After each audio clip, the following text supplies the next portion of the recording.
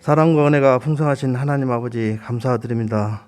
약하고 부족한 저희들 하나님의 자녀로 삼아주시고 항상 돌봐주시며 지난 한 주간도 우리의 몸과 영혼을 지켜주시고 마음과 정성을 다하여 오늘 이 시간 주님 앞에 나와 예배드리게 하시니 감사드립니다. 하나님 아버지, 한 주간 세상에서 살면서 우리의 잘못된 생각과 입술의 부정한 것들과 하나님의 뜻에 어긋났던 모든 생활들을 이 시간 주님 앞에 고백합니다. 버려야 할 것과 끊어야 할 것이 있는 것을 알면서도 끊지 못하고 버리지 못하고 살아온 저희들 용서하여 주시옵시고, 말씀대로 살지 못하고 그릇된 행동과 잘못되어진 모든 일들을 이 시간 드려지는 이 예배를 통하여 우리들의 마음과 육신을 깨끗하게 하여 주시옵소서. 주의 뜻과 말씀대로 살아가도록 도와주시옵소서. 하나님 아버지, 지금은 사순절 기간입니다.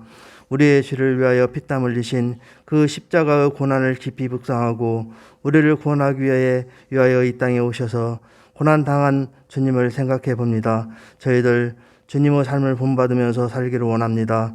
우리 모두가 경건한 마음을 갖도록 도와주시옵소서. 하나님 아버지, 코로나로 우리가 온전하게 하나님 앞에 예배드리지 못하지만 우리 교회가 기도로 돌보고 섬기할 곳이 많이 있습니다.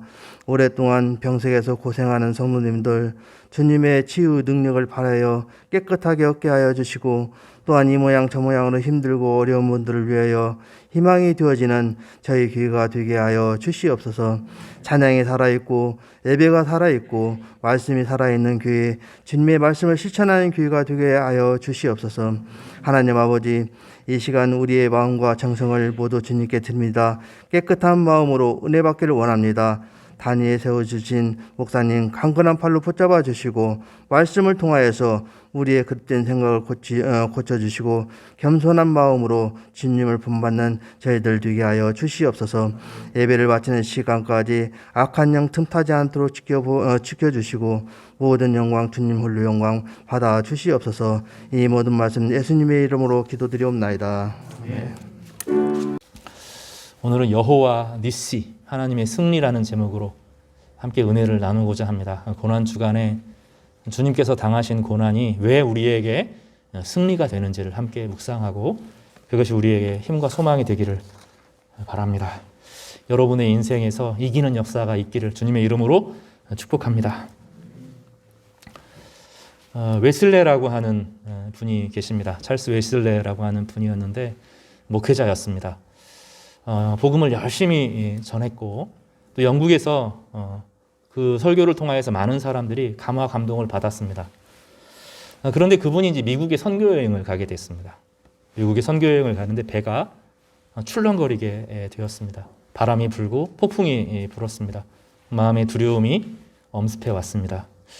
거기에 이제 모라비안 교도가 있었는데 그 사람들이 태연하게 하나님을 찬양하는 것을 보고 충격을 받습니다. 나도 예수님 믿고 있고 저 사람들도 예수님 믿고 있는데 왜 나는 이 풍랑 앞에서 그렇게 두려워하는데 저 사람들은 찬양 가운데 마음의 고요와 평화를 누리며 기뻐하는가? 이게 웨슬레 목사님에게, 이 전도자에게 너무나 큰 충격을 가져다 주었습니다. 그리고 무언가 자기와 그들 사이에서 큰 차이가 있다는 것을 알게 되었습니다. 무엇이냐면 자기의 신앙이 그들의 신앙과 다른 것이 자기를 위해서 정말로 모든 죄를 담당하신 예수 그리스도를 중심으로 하는 신앙이 아니라는 것을 깨달은 겁니다. 그리고 웨슬레 이 분은 완전히 그때부터 자신의 삶을 돌이키고 성경을 연구하기 시작합니다. 모라비안 교도들을 찾아가기도 하고 예전에 바울의 서신들을 읽고 마틴 루터의 글을 읽으면서 복음이라는 것이 정말로 내 의가 하나도 없는 상태에서 예수께서 십자가의 죽으심으로 하나님의 모든 저주를 끊어내셔서 이제 나의 의로 하나님을 만족시키는 것이 아니라 하나님의 영광 가운데 주님과 동행하는 것이구나 하는 것을 알게 된 겁니다. 그래서 그것이 자신 안에 딱 붙잡히고 난 이후로는 다른 이야기를 전하지 않기로 결심합니다. 영국 전 지역을 다니면서 오직 예수님의 복음만, 그 어떠한 의도 주님 앞에 없는데 오직 주님의 의가 우리를 새롭게 하고 회복시킨다고 하는 것을 고백하게 되었습니다. 그때 영국에서 찰스 스펄전하고 그 웨슬레 목사님을 통하여서 엄청난 부흥이 일어나게 되었습니다. 프랑스에서 혁명이 일어나서 귀족들이 죽어나가고 힘으로 사람들을 평화를 가져오려고 할 때 영국은 전혀 다른 방식으로 부흥이 일어나면서 사람들이 죄를 주님 앞에 다 고백했습니다. 이거를 자기의 의로 생각하는 것이 아니라 주님께서 우리를 위해 죽어주신 그거 하나로 충분하다는 것을 깨달은 사람들이 자신의 죄를 주님 앞에 토해내기 시작하는데 그것이 사람들의 삶을 완전히 바꾸어내면서 혁명이 아닌 전혀 다른 방식으로 사랑과 평화의 방식으로 영국의 위기가 넘어가는 그런 역사가 일어나게 되었습니다. 우리가 예수님 믿는 것은 다른 종교하고 다릅니다. 그래서 우리는 종교라고 부르지 않고 예수님을 믿는 것입니다. 예수님이 하는 방식대로 그 어떤 가르침이 따르는 것이 아니라 주님 자신이 우리 가운데 거하고 주님을 우리 마음 중심에 모시는 것입니다. 주께서 하나님의 모든 저주, 우리가 담당해야 될 모든 저주를 십자가에서 끊으신 것을 묵상하는 것입니다. 그래서 늘 예수를 생각하고 예수를 묵상하는 것입니다. 나의 절망과 좌절을 있는 그대로 고백하는 겁니다. 저에게도 똑같은 일이 일어났습니다. 저도 오랫동안 예수님을 믿었습니다. 잘 믿는다고 생각했고 영적 체험도 많았습니다. 그런데 마음은 늘 허전하고 불안했습니다. 그러다가 내가 안 되는구나. 정말로 내 의로는 나로서는 하나님을 조금도 만족시킬 수 없구나 하는 것을 깊이 깨닫게 되었습니다. 아, 나는 정말로 죄인이구나. 이게 안 되는구나.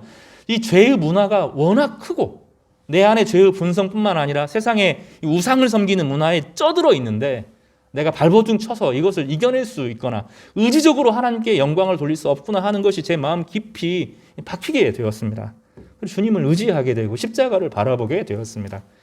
십자가를 바라보고 주께서 우리를 위해 죽어주신 그것을 묵상하고 주님을 묵상하면 성령이 부어지는데 성령께서 우리에게 새로운 소망을 주시는 것을 발견하게 되는 것입니다. 사랑하는 성도 여러분, 이번 고난주간 한 주간 동안에 주님을 묵상하시기를 바랍니다. 예수님의 십자가를 바라보고 예수님을 우리 마음 중심에 두시기를 바랍니다. 그러면 어느 순간 내 안에 주의 영이 임하게 될 겁니다. 주의 성령으로 충만해지게 될 텐데 그때 생명력이 우리 가운데 용솟음치게 되어지고 그 생명력으로 내가 그전에 불가능했던 죄의 권세들을 끊어내고 우상들을 끊어내면서 정말로 새로운 인생이 열리게 되는 축복을 누리게 될 줄로 믿습니다. 이번 한 주간 주님과 동행하면서 믿음으로 승리하시는 저와 여러분이 되시기를 주님의 이름으로 간절히 축복합니다.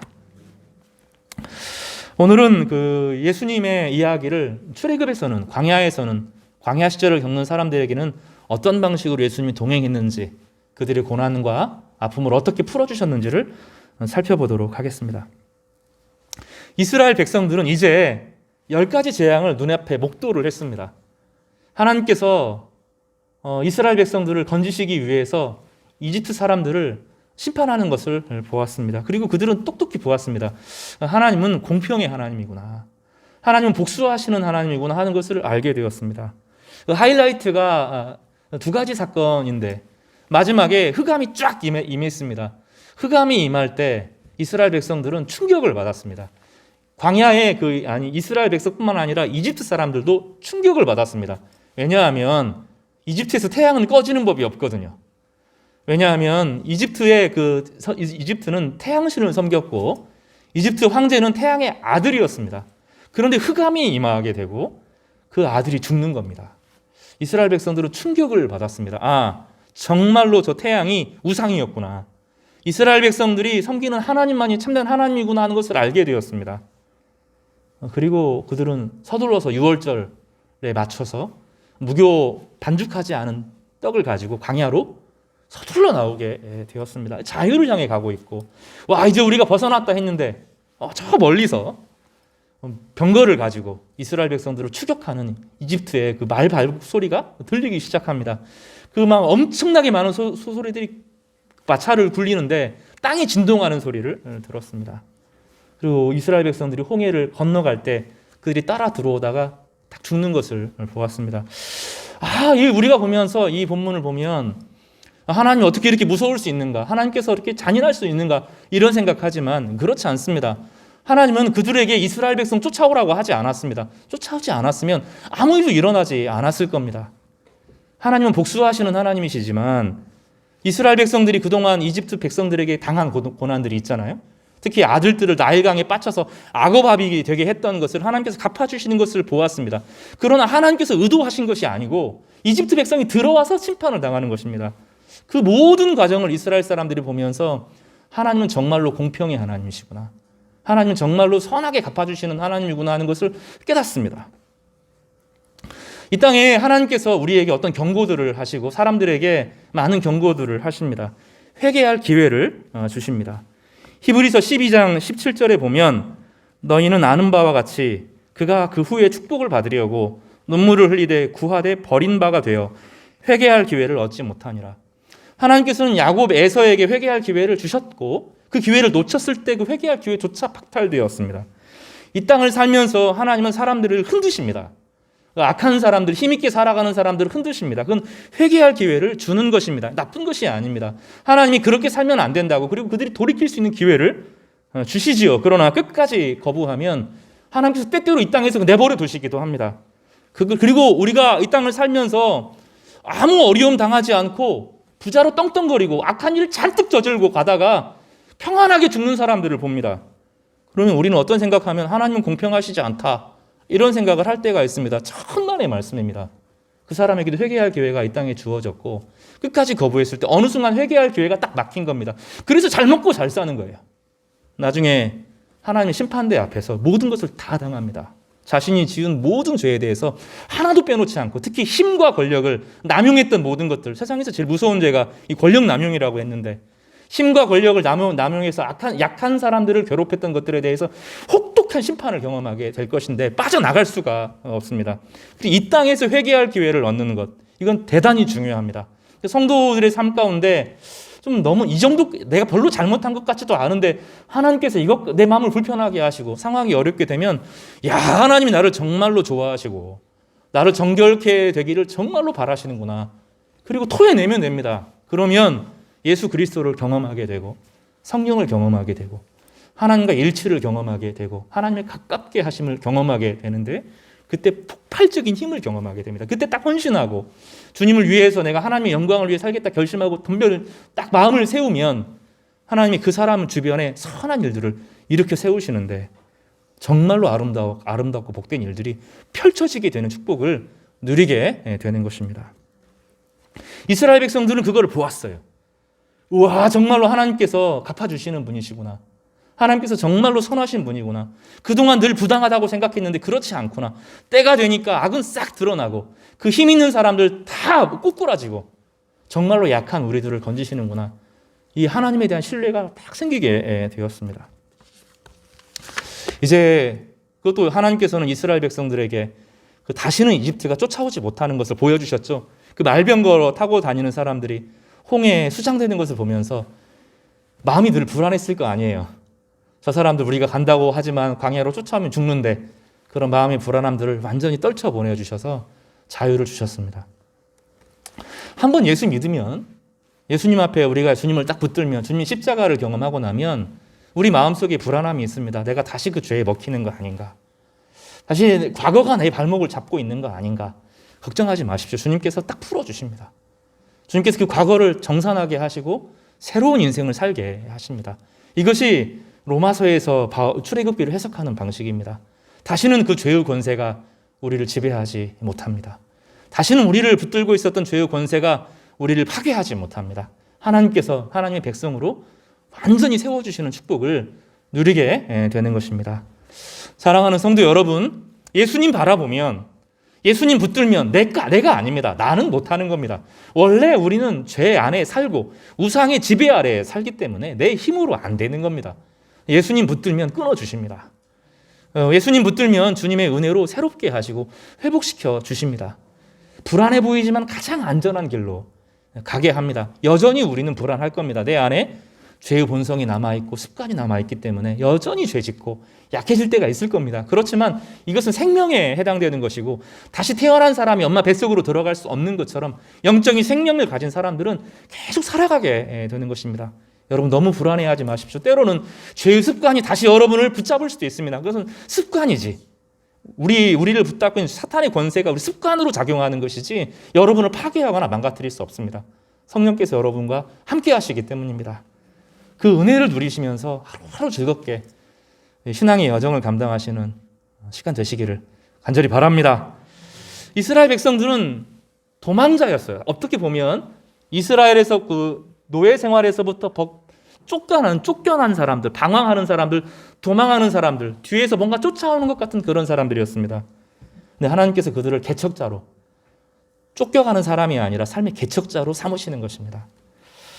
오늘 살펴볼 크게 첫 번째 주제는 많은 결핍 안에서 소망을 품고 기도하는가, 이런 제목입니다. 이스라엘 백성들이 이제 광야에서 나왔습니다. 나왔고 홍해를 건넜습니다. 이제는 하나님의 은혜로 막 살아나야 되는데, 주님이 우리를 붙드셨던 것처럼 내 삶을 이끄실 것이라고 하는 기대가 있어야 되는데, 이스라엘 백성들이 당장 어려움을 경험합니다. 16장에 나오는 어려움인데 이게 무엇이냐면 먹는 게 없는 겁니다. 이게 보십시오. 16장을 좀 돌아가 볼까요? 이스라엘 자손이 온 회중이 엘림에서 떠나 엘람과 시내산 사이에 있는 신광야에 이르게 되었습니다. 이스라엘 자손이 그들에게, 모세와 아론에게 불평을 던지기 시작합니다. 우리가 애굽 땅에서 고기 가마 곁에 앉아있던 때와 떡을 배불리 먹던 때에 여호와의 손에 죽었더라면 좋았을 것을 너희가 이 광야로 우리를 인도해내어 이 온 회중이 줄여 죽게 하는도다. 이렇게 불평하기 시작했습니다. 구원을 경험했는데, 먹고 사는 문제 앞에서, 죄의 사망에서 떠났는데 죄와 사망이 그들을 더 이상 괴롭히지 못하고 두렵지 못하게 했는데, 먹고 사는 문제 앞에서 불평을 털어놓기 시작합니다. 우리는 하나님께서 우리 먹고 사는 문제에 대해서는 별로 관심 없고 영적인 문제에만 관심 있는 줄 알 때가 있어요. 하나님은 우리의 인생의 행복에 대해서 별로 관심이 없으신 것처럼 생각할 때가 있습니다. 하나님은 막 신앙생활만 열심히 하고 다른 것은 중요하지 않게 생각하는, 맨날 혼만 내는 그런 분으로 생각할 때가 있습니다. 그리고 예수님의 기도를 보면 좀 많이 해요. 하늘에 계신 우리 아버지여, 이름이 거룩히 여김을 받으시오며 나라가 임하오시며 뜻이 하늘에서 이루어지이다. 이렇게 하나님과의 관계를 이야기하고 나서 용서에 대한 이야기, 착하게 살아라, 그 살고 싶은데 못 사는 이야기 기도하라고 하지 않고 뭘 갖고 기도하라고 하셨어요? 용서를 먼저, 하나님이 주시는 윤리 도덕의 문제, 이런 걸 먼저 가르쳐줘야 될 것 같지 않아요? 더 중요해 보이잖아요. 근데 그런 거 기도하지 않고 그 전에 뭘 갖고 이야기하셨어요? 일용할 양식을 주옵시고, 이렇게 구했습니다. 주님은 우리의 일용할 양식에 관심이 많아요. 주님은 우리가 일상의 삶을 살아가는 동안에 관심이 많아요. 우리가 친구 관계를 잘하고 잘 지내는 것에 관심이 많아요. 우리 자녀들의 인생의 미래에 대해서 관심이 없는 분이 아니에요. 정말로 관심이 많으세요. 주님과 함께 고민해 보자는 거예요. 이스라엘 백성들은 그런 하나님의 선하심에 대해서 실컷 경험하고 나서 지금 먹을 것 앞에서 하나님께 우리가 지금 먹을 것이 없는데 하나님 도와주십시오, 이렇게 해도 되잖아요. 하나님 문제가 이렇게 많은데 좀 해결해 주시면 안 되겠습니까? 하고 우리 같이 기도해 보자, 이럴 수도 있잖아요. 이스라엘 백성들은 그렇게 하지 않았습니다. 극단적으로 이야기하면서 옛날에 좋았는데, 옛날에 고깃가마에서 막 먹고 살고 좋았다고 이야기합니다. 무슨 얘기를 하는 거죠? 노예의 풍요에 대해서 이야기하는 것이죠. 노예 생활의 풍요함에 대해서 즐거워하고, 죄 생활하면서 즐거워했던 시절들을 즐거워하고 추억하고 있습니다. 그때가 많이 좋았던 것처럼. 좋았습니까? 아니죠. 매맞았죠. 자기 것이 아니라 남의 성을 지었죠. 죽도록 두드러 맞으면서 살면서 고기 먹었던 거 좋아하면서 불평 불만을 털어놓기 시작합니다. 구원을 경험했는데 내 앞에 작은 문제가 생기니 말이 바뀝니다. 불평이 생기고 원망이 생깁니다. 고린도전서 10장 10절에서는 사도 바울이 이 사건을 이렇게 표현합니다. 이 원망이 점점점 퍼집니다. 이때만이 아니라 처음에는 마라의 물, 또 이 사건, 그 다음에 또 물이 없는 것 가지고 시간이 점점점 지나면서 이스라엘 백성들은 점점점 그 원망과 불평이 점점점 극에 달합니다. 그들 가운데 어떤 사람이 주를 원망하다가 멸망시키는 자에게 멸망하였나니 너희는 그들과 같이 원망하지 말라. 고린도전서 10장 10절에 사도 바울이 한 얘기입니다.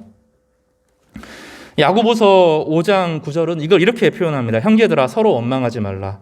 그리하여야 심판을 면하리라. 보라, 심판주가 문 밖에서 계시느니라. 이 원망하지 말라는 것이 상의하지 말라는 말이 아닙니다. 원망하지 말고 상의하면 되잖아요. 주님께 간구하면 되잖아요. 주님께 신뢰하면서 이 부분에 대해서 주님이 관심을 기울이고 계시면 그 증표를 보여달라고, 이 어려움을 함께 해결해달라고 간구하고 믿음으로 구하면 되는데 그렇지 않습니다. 죄된 생활을 반복하며 궁시렁궁시렁 불평을 하기 시작합니다. 여기서 원망한다 하는 것은 성을 내며 투덜거린다라는 뜻을 가집니다. 낮은 목소리로 중얼거리며 불평, 불만을 드러내는 것, 이것이 원망입니다. 우리가 예수 그리스도를 믿었다고 하는 것은 하나님께서 자신의 아들을 주시는 것이고 자신의 가장 소중한 것을 주시는 것입니다. 그래서 예수님께서는 기도를 가르치시면서 가장 소중한 것을 주신 이가 더 귀한 것도 주시지 않겠느냐, 이렇게 말씀하셨어요.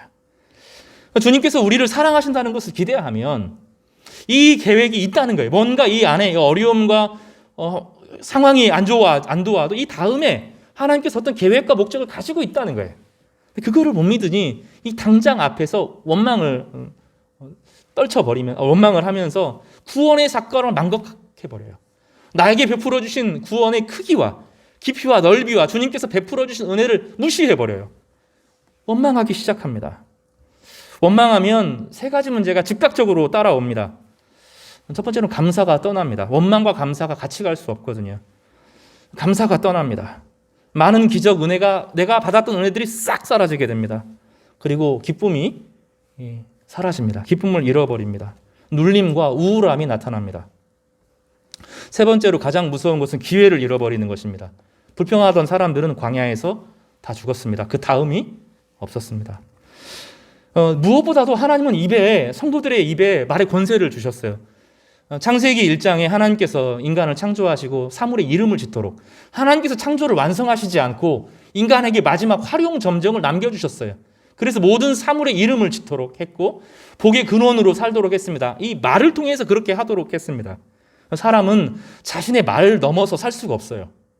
사람들은 자신의 말을 넘어서 자신이 하는 말 이상으로 자신의 인생을 갖고 날 수 없어요. 우연히 한번 성공하는 것처럼 보여도 그거 지킬 수 없는 거예요. 특히 성도들은 자신의 입에 말을 넘어설 수 없어요.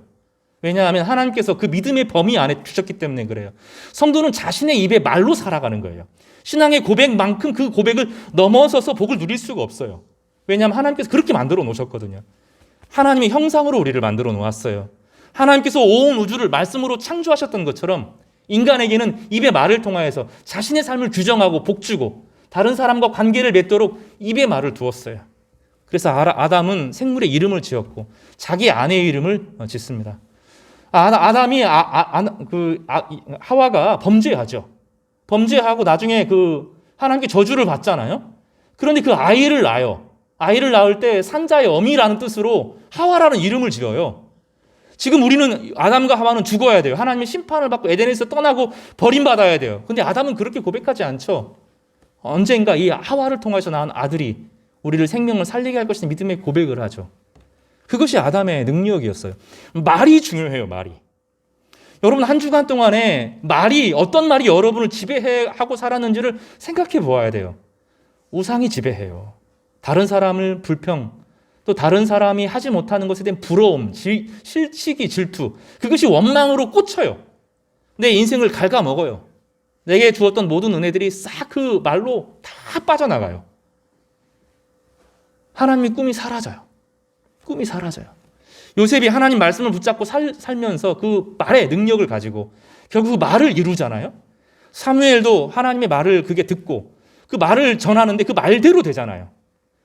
말을 잃어버리면 안 돼요. 하나님께서 말을 통하여서 선하게 만들어주세요. 우리의 신앙의 고백을 넘어서서 교회가 이루어질 수 없고요. 우리의 신앙의 고백을 넘어서 우리의 삶이 세워질 수 없고 내 신앙 고백을 넘어서 우리 가정이 세워질 수 없어요. 말이 중요해요.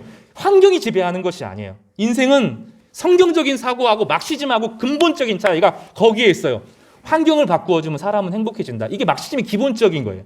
그리고 그 환경을 바꾸어주는 핵심은 경제적인 평등을 가져줘야 사람은 행복하다는 거예요.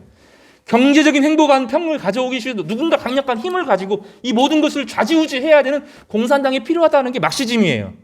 그렇지만 그 공산당이 모든 것을 좌지우지하면서 비리가 들어오고 권력이 들어오고 힘을 가지고 모든 것을 망치는 거예요. 모든 사람이 기계적으로 행복하게 될 수가 없어요. 되질 않아요. 성경은 좀 다르게 이야기해요. 생각이 삶을 바꿔요.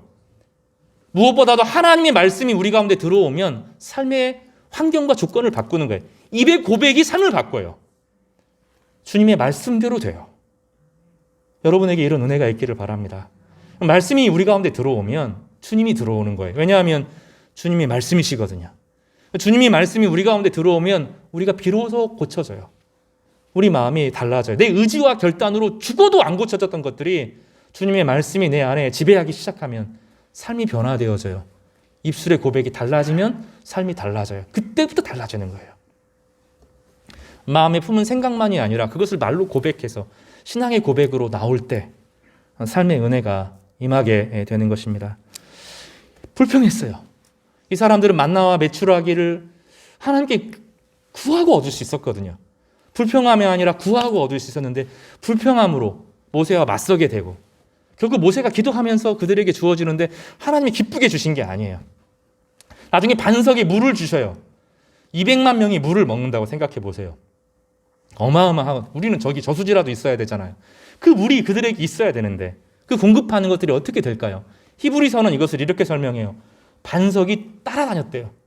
큰 안반이 따라다녔대요. 모세가 그 물을 치면 거기서 물이 나와서 이스라엘 백성들은 늘 은혜를 경험했다는 거예요. 사실 우리의 인생도 그래요. 아무것도 하나님께서 공급해 주시지 않는다고 말하지만 늘 공급해 주셨어요. 늘 채워주셔서 필요한 만큼 일용할 양식만큼 우리가 살아갈 하루하루의 인생이 모여서 인생 전체를 결정하는데 살아온 모든 순간을 보면 풍성하지도 않았지만 우리 가운데 늘 채워주시는 은혜가 있었어요. 그 은혜가 늘 있었고 그 은혜가 사실은 내가 한 것이 아니라 하나님께서 환경과 조건을 만들어주신 것인데 싹 씻고 불평하고 원망했던 것이죠. 내부적으로 이 이스라엘 백성들을 나중에 그렇게 고통스럽게 합니다. 하나님을 신뢰하지 못하고로 나오는 불평, 내 인생을 하나님께 맡기지 못함으로 경험하는 불평, 하나님이 함께 하셨던 은혜들을 잃어버리면서 나오는 이 불평이 그들의 마음을 갉아먹고 무너뜨리게 하고 파괴하고 이 괴로운 시절이 이스라엘 백성들 전체 40년 광야 시장 가운데 계속 따라다닙니다. 하나님께서는 나중에 예레미야에게 뽑고 파괴하며 파멸하여 넘어뜨리게 하고 건설하고 심게 한다라고 말씀하시는데 모든 우상을 깨트리는 힘, 그리고 마지막에 보면 건설하여 심게 하는, 세우는 힘, 이게 어디에 달려있냐면 예레미야의 입술에 달려있었어요. 입술에 달려있었어요. 그 입의 말이 잘못된 모든 것을 뽑고 파괴하고 파멸하며 넘어뜨리고 건설하며 심게 하셨습니다. 우리 성도 여러분, 구하는 자에게 주시는 하나님을 의지하시기를 바랍니다. 원망과 불평의 말이 여러분의 인생을 지배하지 않도록 하나님께서 나에게 베푸신 은혜에 반응하는 우리 손을 드시기를 주님의 이름으로 축복합니다. 그리고 나서 아직 이스라엘 백성들이 시내산에 가지 않았어요. 지금 광야에 나온 지 얼마 안 될 때입니다. 오늘 본문에 보면 이제 첫 번째 우리가 불평하지 말라 그랬는데 두 번째로는 외부의 적을 어떻게 이기느냐 이런 주제를 함께 살펴보겠습니다. 출애굽기 17장에 보면 아말렉이라고 하는 어떤 사람들이 등장합니다. 성경에 이제 아말렉이 에서의 후손이었다 하는 것이 이제 나오긴 하는데 아말렉이 본격적으로 세력화된 것은 이제 오늘 본문이 처음입니다. 이스라엘 백성들이 광야 생활로 가게 되면서 아직 이스라엘 백성들은 진열, 정비가 되지 않았어요. 나중에 정비가 되는 게 중요한데 그저 길게 늘어서서 가는 겁니다. 앞서거니 뒤서거니 길게 가고 있습니다.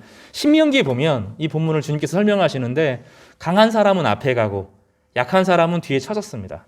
약한 사람들이 뒤에 터지면 누가 처지죠? 어린아이, 임산부, 또 세력적으로 자기를 지켜줄 사람들이 적은 사람들, 이방인들 이런 사람들이 밑으로 뒤에 처지게 되었습니다. 근데 아말렉이 그거를 노리는 겁니다. 뒤에서부터 약한 사람들을 탁 채고 약한 사람들을 뺏고 죽이고 이 일을 하면서 계속해서 공격해 옵니다. 17장에 보면 참다 못한 모세가 여호수아에게 말합니다.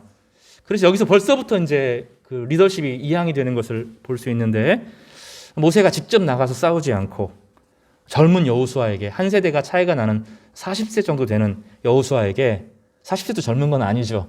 여호수아에게 싸우라고 부탁을 합니다. 여호수아가 그 말을 듣고 그들과 맞서게 되었습니다. 그 맞섬에서 모세가 의미심장한 이야기를 합니다. 참 익숙한 말인데 정말로 실제적인 말을 하는 것이죠. 내가 직접 싸우지 않고 칼창 들고 싸우지 않고 하나님의 지팡이 손에 잡고 산꼭대기에 서서 내가 기도하겠다. 이렇게 말합니다. 만약에 힘과 힘의 싸움이면 모세도 나가서 전쟁해야 되죠. 힘과 힘의 싸움이면 사람들이 기를 죽여야 되겠죠. 홍해를 갈랐던 지팡이를 가지고 해야 되겠죠. 그런데 이건 힘과 힘의 싸움, 외적인 힘과 힘의 싸움이 아닌 것을 모세가 압니다. 우리가 늘 착각해요. 사람들과 관계가 불편해지면, 인생에서 어려움이 생기면, 어떤 문제가 내 안에 주어지면 그 문제를 어떻게 해결할 것인가 거기에 팔려요. 근데 하나님의 백성들은 좀 다른 각도에서 문제를 봐야 돼요. 이게 하나님과의 관계가 지금 어떻게 되어 있는지 먼저 자기를 점검해 보시기 바랍니다. 지금 내가 하나님과 바른 관계에 있는가? 내가 하나님을 사랑하는가? 하나님의 사랑이 느껴지는가? 거기서부터 점검해 봐야 됩니다. 피곤해져요. 지치게 됩니다. 그 가운데서 지친 사람들이 뒤로 자꾸 처지는데 그 사람들이 딱 공격을 당해요. 신앙 안에서도 똑같은 일이 벌어져요. 내가 지쳐서 지치고 피곤하면 노략질 당해요. 주님과 함께 동행하면서 같이 믿음으로 살아가는 동안에는 그 안전함을 잘 몰라요. 좀 처지기 시작하고 게을러지기 시작하면 나는 내가 처졌을 뿐인데 누군가가 노리기 시작합니다. 가만히 있는데 어려움을 겪게 됩니다. 모세는 그래서 이것을 아는 거예요. 단지 아말렉이라고 하는 외적인 세력이 아니라 그 배후에 하나님의 백성을 괴롭히는, 하나님의 백성을 망가뜨리고 무너뜨리려고 하는 악한 세력이 있다는 것을 모세가 알아요. 나중에 하나님께서는 이 아말렉이 대대의 원수로 여기면서 마치 사탄처럼 이 아말렉을 대합니다. 우리의 인생은 그래요. 우리가 나와 하나님과의 문제만이 아니에요. 나와 지금 세상과의 문제가 아니라 하나님의 백성으로서 정체성을 가지고 자신의 삶을 의미 있고 아름답게 도망자가 아니라 개척자로, 자신의 인생을 토피해서 도망가는 겨우겨우 인생을 살아가는 사람이 아니라 내 인생의 개척자로, 영적인 개척자로 세워주는 우리의 인생에 대한 꿈과 비전이 있는데 그거를 결단코 못하게 하는 시기하는 것이 있어요. 그러니까 사탄의 가장 힘은 시기심이거든요. 하나님의 이 사탄이 이해를 못하는 거예요. 자기는 천사인데 이 맨날 죄 짓는 사람들을 하나님이 너무 좋아하는 거예요. 죄 짓는 사람들을 향해 자신의 아들도 내어준대요. 이 사탄이 이해가 안 되는 거죠. 사탄이 독한 시기의 마음이 있어요. 그러니까 시기심은 이 사탄의 마음이에요. 다른 사람의 행복한 것을 꼴을 못 보는 거. 이거는 정말로 위험한 상황입니다. 이 아말렉이 바로 그런 존재죠.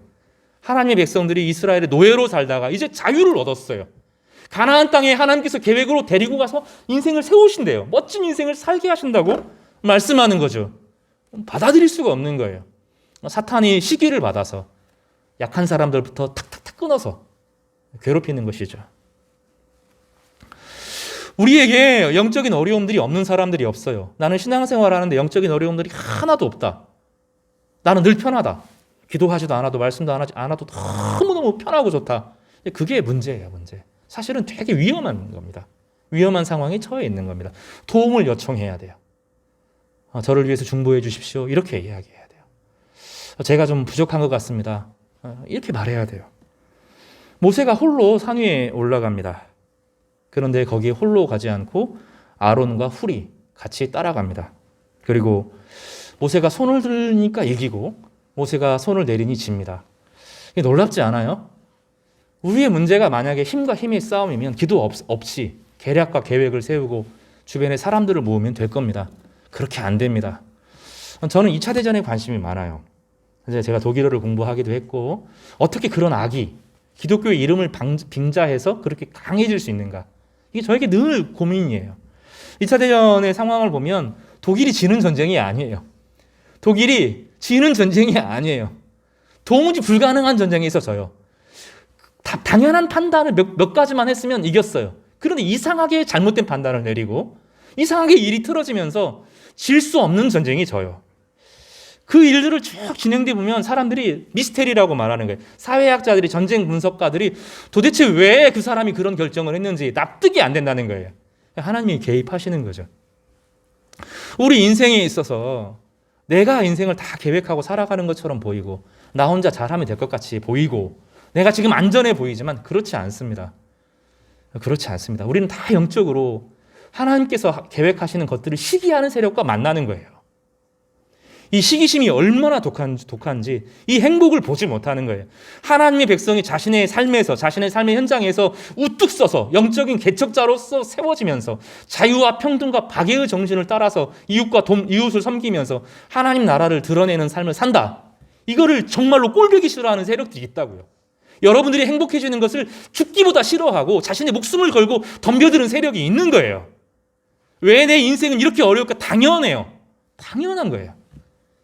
그 부분에 대해서 이 모세가 기도하기 시작해요. 그래서 이것은 기도의 문제고 영적인 세력의 문제고 힘의 전쟁의 문제고 이건 누군가 도와줘야 될 문제이기 때문에 이 배후에 있는 아말렉과의 문제가 아니라 아말렉 배후에 있는 그 악한 세력과 맞서려고 하면 중보 기도가 필요한 거죠. 그래서 모세는 기도합니다. 그래서 모세의 기도가 약해지면 같이 무너지는 아주 이상한 현상을 경험해요. 그거를 잘 지켜보고 있던 아론과 홀이 함께 기도하기로 일어나고 마음을 다잡습니다. 그래서 모세를 돌을 쌓고 앉힙니다. 이제 80살이 넘은 늙은 노인이잖아요. 앉힙니다. 양쪽에서 손을 집어들고 같이 하루 종일 서서 중보합니다. 우리는 이 장면에서 예수님의 기도를 생각해 보게 됩니다. 예수님께서 십자가에서 기도하셨어요. 십자가를 앞두고 기도하셨어요. 그때 베드로, 야고보, 요한은 예수님이 십자가에 죽는 것을 싫어했어요. 베드로는 그거 못하게 했다고 자기가 막아서겠다고 했어요. 그런데 주님께서는 그거 사탄적인 것이다. 내가 죽어야 모두가 산다. 내가 죽어야 사탄의 권세가 깨어진다 하고 사탄의 권세 모든 죄악을 짊어지고 죽기로 결심하십니다. 그때 예수님 혼자 기도하게 안 해요. 하나님께서. 예수님도 혼자 기도하지 않았어요. 누가 나타나죠? 구약에 엘리야와 모세가 나타나서 그 힘을 돕습니다. 혼자 못한다는 거죠. 혼자 기도해서 되는 문제가 아니라는 거죠. 주님께서도 혼자 기도하지 않으셨어요. 이게 대단히 중요합니다. 야구 선수가 있습니다. 지금 야구 시즌이 돌아오는데 선동열 같은 투수가 섭니다. 정말로 탁월한 투수죠. 삼진으로 모든 게임을 잡는 게 아니에요. 노히트 노런, 그 노히트 노런이 최고의 기록이 그 퍼펙트 게임과 같은 건데 한 사람도 치고 못 나가는 것을 노히트 노런이라고 불러요. 안타도 없고 포볼도 없는 거죠. 이게 노히트 노런이거든요. 근데 그거 진짜 노히트 노런 게임들을 보면 투수가 잘해서 그런 게 아니에요. 그날 야수들이 뒤에서 백업을 하고 있는 야수들이 눈에 불을 켜요. 그리고 어느 수준이 되면 관중 전체가 조용해집니다. 이 투수가 대기록을 달성하기 위해서 조용해져요. 그리고 선수들이 딱 한 마음이 됩니다. 내가 저 투수를 노히트로 만들어야 되겠다. 이게 정말로 마음에서 우러나야. 선수들이 우러나야 그 게임이 그런 대기록이 나오는 거예요. 그냥 잘해야지가 아니라 정말로 그 투수를 사랑하는 마음으로 이 투수가 좋은 그 결과를 얻기 위해서 내가 정말로 내 목숨의 힘을 다해서 해야겠다 생각하고 팽팽하게 긴장합니다. 그리고 불가능한 공을 잡아내요. 퍼펙트 게임이 되는 거죠. 우리 배후에 주님이 계시는 거예요. 우리 인생을 혼자 내버려 두는 게 아니고 우리가 여호수아처럼 앞에 나서 우리 인생을 감당하려고 할 때 우리 인생을 흔드는 세력들 앞에서 주님이 백업으로 딱 계셔요. 007 영화 이런 거 되게 싫어하거든요. 완전히 거짓말이기 때문에 그래요. 왜냐하면 백업이 없잖아요. 007은. 무슨 얘기인지 아시죠? 007은 혼자 가서 모든 걸 싸질러지고 오잖아요. 그런 스파이는 없어요. 정말로 탁월한 일을 하는 사람은 백업이 있어요. 백업이. 자기 뒤에서 받쳐주는 사람이 있어요. 그리고 등을 대주고 같이 어떤 그 중요한 어려운 일에서는 자기 등을 대주는, 자기 등을 받쳐주는 사람이 있는 거예요. 신앙생활은 이 힘으로 하는 거예요. 교회는 그런 곳이에요. 여러분의 등이 되어줘요. 여러분의 백업이 되어주는 거예요. 혼자 사는 것처럼 보이지만 그렇지 않아요. 신앙은 그렇게 되지를 않아요. 예수님도 우리가 잘 기억해야 돼요. 예수님도 기도할 때 혼자 기도하지 못했어요. 베드로와 야고보, 요한 같이 기도하자고 했는데 아직 못 따라오는 거죠. 하나님께서는 엘리야와 모세를 보내셔서 예수님이 기도하는 것을 도와주도록 하셨어요. 기도의 삼겹줄이 너무 중요한 거예요. 교회 안에서는 이 힘으로 살아가는 거예요. 목회자는 기도하는 사람이어야 돼요. 성도들을 위해서 늘 마음에 두고 살아요. 여러분 한 사람 한 사람 인생을 마음에 품고 살아요. 한시도 편안할 수가 없어요. 한시도 편안할 수가 없어요. 왜냐하면 그 성도들의 외적인 상황뿐만 아니라 영적인 삶에 대해서 사탄이 시기하는 것을 알기 때문에 그래요. 가만히 있어도 불행해할 수밖에 없어요. 계속 흔들어대는 사람들이 있는 거예요. 세력이 있는 거죠. 그게 때로는 돈으로, 때로는 건강으로, 때로는 인간관계로 흘려 들어오지만 궁극적인 것은 우리의 인생을 불행하게 만들고 싶은 세력이 있는 거예요. 그래서 우리는 함께 기도해요. 서로가 서로를 위해서 기도해요. 다 책임지는 것이잖아. 내 배후에 주님이 계신 것을 알고 다른 사람의 백업이 되어줘요. 이 모세와 아론과 훌이 같이 기도하는 것은 바로 그런 의미를 가집니다. 신앙생활은 교회로 사는 것입니다. 신앙생활은 교회가 되는 거예요. 주님의 몸이 되는 것입니다. 그러면 몸에서 모든 생명이 흘러가서 그를 살리고 회복시켜 줍니다. 나중에 이것이 제도화되어지죠. 지금 길게 늘어서 있는 것만으로는 안 되고 나중에 모세의 장인 이드로가 와서 백부장, 천부장을 세워서 관리하게 해라 이렇게 잠깐의 지도를 해줍니다. 그러나 그 시간이 지나면 그걸로는 안 됩니다. 나중에 성막이 세워지고 성막을 중심으로 해서 동서남북의 지파들을 배열하고 각 지파들의 리더를 세워서 공동체를 지키는 방식으로 구약의 교회가 비로소 완성됩니다. 그리고 나서 교회가 그 이스라엘 백성들이 40년 광야 생활을 견딥니다. 지금 우리는 그 과정을 겪어야 돼요. 다 나왔어요. 죄에서 나왔고 십자가를 경험했어요. 그렇다고 하면 이제 공동체로 지어져 가면서 서로가 서로에게 형식적인 제도가 아니라 진짜 몸과 몸을 함께 맞대는 내 백업이 되어주는 그런 영적 공동체로 나아가는 지금 우리가 그 과정을 해야 되는 거예요. 여기서 너무 어려워요. 너무 어려워요. 우리는 같이 있기 싫어요. 내가 드러나는 게 싫고 상대방의 이야기를 들어줄 만한 여유가 없어요. 다 자기 생각이 있어요. 성령의 생각이 아니라 다 자기 생각이 있어서 함께 해나가는 것이 그렇게 어렵고 고통스러워요. 그러나 그 과정을 넘어서는 거예요. 불편함이 생겨요. 대화가 필요하고 서로 이해함이 필요하고 그 과정에서 성령의 은혜가 많이 필요해요. 그래서 중직자들을 세울 때 성경 10번도 읽지 않은 사람을 세울 수 없는 거예요. 그 안에 성령의 생각이 어떤지를 깊이 묵상하고 기도하면서 하나하나 신중하게 말하면서 불평의 말이나 원망의 말이 아니라 공동체를 정말로 사랑하고 세우는 말. 함께 기도하면서 그를 진심으로 기도하면서 함께 세워지는 그 사람들을 통해서 교회가 세워지는 것이거든요. 이 영성이 그렇게 중요한 거예요. 우리는 다른 것도 아니고 예수님의 몸을 세우는 사람들이잖아요. 직장하고 사업하는 일하고 다르거든요. 사업하고 할 때도 기도하고 인생을 걸고 하는데 교회를 세우는 것은 그거하고 비교할 수 없을 만큼의 아름다운 일이에요. 너무너무 어려운 일이고요. 쉽지가 않은 일입니다. 그냥 마음 좋은 사람들끼리 좋은 의견 모아가지고 함께 뭐를 하자 그렇게 되는 게 아니에요. 영적인 세력과 맞서는 거기 때문입니다. 다시 말하지만 여러분이 행복해지는 것을 꼴 보기 싫어하는 악한 세력이 존재해요. 아말렉이 존재한다고요. 함께 기도하지 않으면 무너지는 거예요. 서로의 눈빛을 봐야 돼요. 서로를 위해서 마음을 열어줘야 돼요. 불편해도 내 안에 틈을 보여줘야 돼요. 그리고 그 틈을 받아들이고 그리스도의 몸으로 세워져가는 과정을 겪으셔야 돼요. 이거 불편해요. 이 과정 겪는 거 정말로 어렵고 힘든 과정이에요. 그러나 그 과정을 겪어서 대화로 나아가지 않으면 원망이 아니라 대화로, 이해로, 그리고 믿어야 돼요. 끝까지. 사랑으로 나는 저 사람 끝까지 사랑하고 그 사람이 저럴 리 없다. 뭔가 계획이 있을 거다. 내가 잘 모르는 것이다. 끝까지 믿어주는 거예요. 그러면 변화가 일어나기 시작합니다. 오늘 본문은 예수님을 보여주는 본문이기도 합니다. 모세와 아론과 훌이 함께 중보함으로 이스라엘 백성 전체가 회복되었습니다. 예수님의 중보 기도가 우리를 죄의 권세에서 건집니다. 그리고 우리의 기도가 주님의 몸된 우리의 기도가 서로가 서로에게 힘이 되고 능력이 됩니다. 여러분, 이제 이번 한 주를 보내면서 두 가지를 제가 부탁드리겠습니다. 하나는 주님이 어떻게 고난당하셨는지 그 모든 고난이 나의 죄의 짐을 짊어지시기 위한 고난이구나. 주님의 고난은 남의 고난이 아니라 내 짐을 대신 지시는 것이구나. 깊이 묵상하시면서 위로를 얻으시기를 바랍니다. 이게 제 첫 번째 부탁입니다. 두 번째 부탁은 주님의 몸된 성도들의 짐을 지십시오. 성도들의 짐을 지는 만큼 무거워지고 그것이 가치입니다. 그만큼 무게는 영광과 성경에서 비례하기 때문에 다른 사람의 짐을 짊어지는 만큼 존귀해집니다. 이게 성경의 약속입니다. 그것이 우리의 가치를 결정합니다. 인생의 가치는 혼자 내가 가지고 있는 자유를 다른 사람을 짊어지는 데 쓰는 겁니다. 그러면 그 사람이 존귀해지고 무게가 많이 나가는 겁니다. 금 100g이 아니라 1kg, 2kg, 몇 톤이 되는 그 무게가 바로 거기에서 있습니다. 그 존귀함이 여러분에게 주어지기를 바랍니다. 성도 여러분, 그 은혜로 우리가 믿음으로 회복되어지고 고난 주간을 주님과 동행하면서 지내시는 성도 되시기를 주님의 이름으로 축복합니다.